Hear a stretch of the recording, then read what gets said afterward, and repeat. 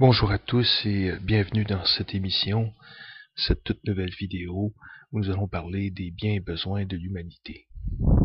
La faim, le besoin de vêtements, d'abri, de se chauffer, de soins médicaux, même de repos, sont des besoins journaliers auxquels l'homme ne peut se soustraire tant qu'il est sur la terre. C'est Dieu qui nous a donné ces besoins. Lui aussi, qui nous a placés sur la terre, il a donc certainement mis quelque part sur la terre ce qu'il faut pour satisfaire ses besoins. Les choses utiles qui servent à satisfaire ses besoins sont des biens terrestres. La nourriture, le vêtement, le chauffage, les couvertures, les ustensiles de cuisine, et bien sûr tout ce qui a rapport avec les soins aux blessés, aux accidentés, aux personnes âgées. Tout ce qui est très important, ce sont des biens. Ce sont des biens, les médicaments. C'est avec ces biens terrestres que l'homme doit combler ses besoins temporels. Les activités économiques de l'homme ont justement pour but de faire les biens joindre, bien sûr, les besoins. Si l'économique fait cela, elle atteint sa fin. Si elle laisse les biens d'un côté et les besoins de l'autre, elle manque son coup. L'économique manque littéralement son coup. Et dans notre pays, ici en Nouvelle-France, puisqu'elle laisse du monde bâtir des choses pour les autres, et d'un côté laisser les autres crever de faim, malgré bien sûr toutes les belles richesses que nous sommes capables de faire, et de laisser des gens sans logis suffisant, sans se chauffer, malgré tout l'électricité qui est disponible, fournie, ou même le bois de chauffage, sans soins, sans médicaments, malgré la médecine d'aujourd'hui. Il faut chercher à savoir pourquoi. Est-ce qu'on manque de choses? Est-ce qu'il manque-t-il quelque chose ici au Québec, ici en Nouvelle-France, pour satisfaire les besoins temporels des citoyens? Manque-t-il de nourriture pour que tout le monde mange à sa faim? Manque-t-il de chaussures, de vêtements? Peut-on pas faire autant qu'il en faut?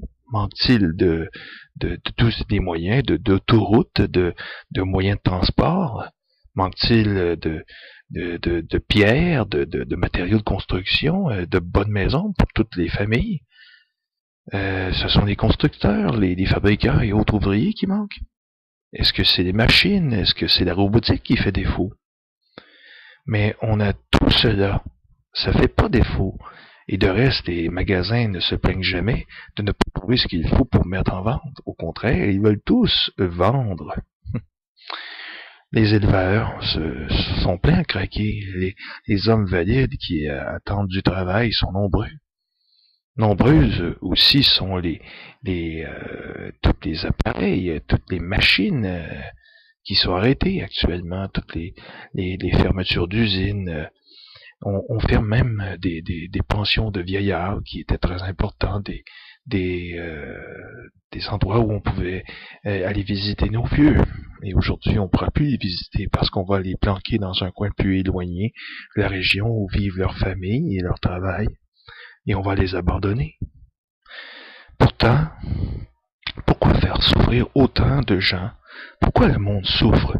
Les choses n'entrent pas dans les maisons.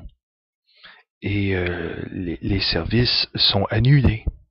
À quoi sert de dire aux hommes et aux femmes que leur pays, qui est si riche, et qui a beaucoup de produits, et beaucoup de gens qui peuvent tout combler, ces produits, et ce travail et ces services, ne sont pas disponibles faute d'argent? Qu'est-ce qui va pas dans le pays? Alors, est-ce que c'est un manque d'exportation? Les gens vont dire peut-être que oui. Et moi, je dis que non, au fond. Ce qui sort du pays n'entre pas dans les maisons des citoyens. Ce qui reste dans les magasins ne vient pas sur leur table.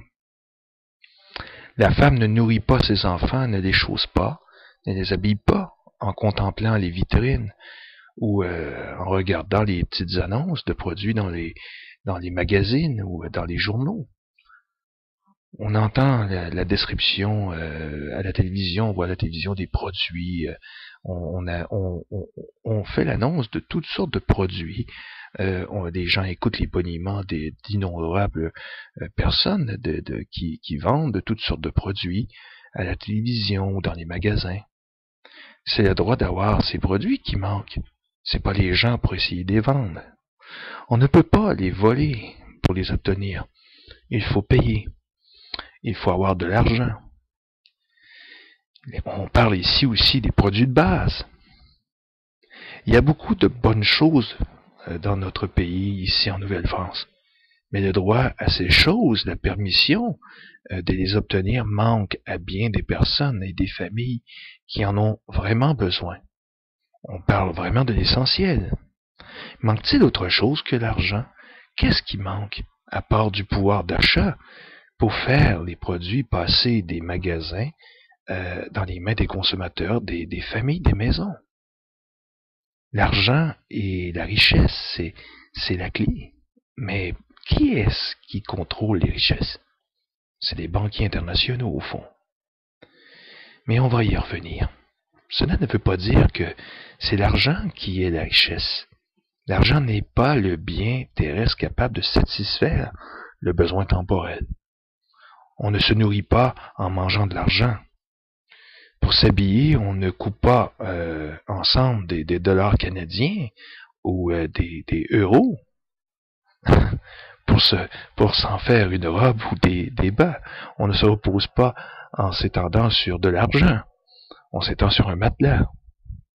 Un bon matelas.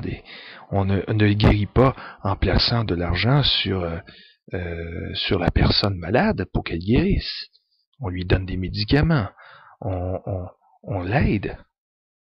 On ne s'instruit pas non plus en se couronnant la tête d'argent.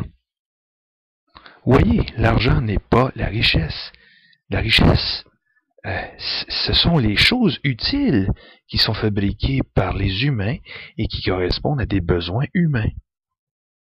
Le pain, la viande, le poisson, le coton, le bois, tout ce qu'on a besoin, l'énergie électrique qui est produite par nos barrages construits par les mains des hommes ici qui ont tout fait, tout bâti, c'est pas l'argent. Et toutes les routes qui ont été bâties par les hommes. La visite d'un médecin à un malade, qui est de plus en plus rare, bien sûr, de nos jours, ici au Québec. La science de tous et chacun, de professeurs, de tous les gens qui donnent du temps, aussi des bénévoles. Voilà des richesses. Mais dans notre monde, ici, au Québec, ici et ailleurs, en France, et que ce soit ici en Nouvelle-France, chaque personne ne fait pas toutes les choses. Il faut acheter les uns les autres.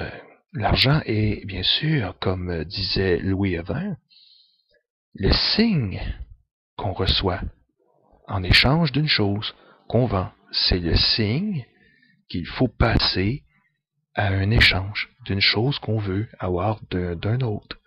La richesse est la chose, l'argent est le signe. Le signe doit aller d'après la chose. S'il y a beaucoup de choses à vendre dans un pays, il faut beaucoup d'argent pour en disposer. Plus il y a de monde et de choses, plus il faut d'argent en circulation, ou bien tout arrête. C'est cet équilibre-là qui fait défaut aujourd'hui. Les choses, on en a peu, en à peu près autant qu'on en veut en faire, grâce à la robotique, à la science appliquée et aux découvertes de plus en plus perfectionnées. En même temps, il y a un tas de monde à ne rien faire, ce qui représente des choses possibles et un tas d'occupations inutiles, nuisibles même, qui remplacent les capacités réelles du pays. On a des activités employées à la destruction et non à la construction. Pourquoi l'argent établi pour écouler les produits ne se trouverait-il pas dans les mains du monde en rapport avec les produits?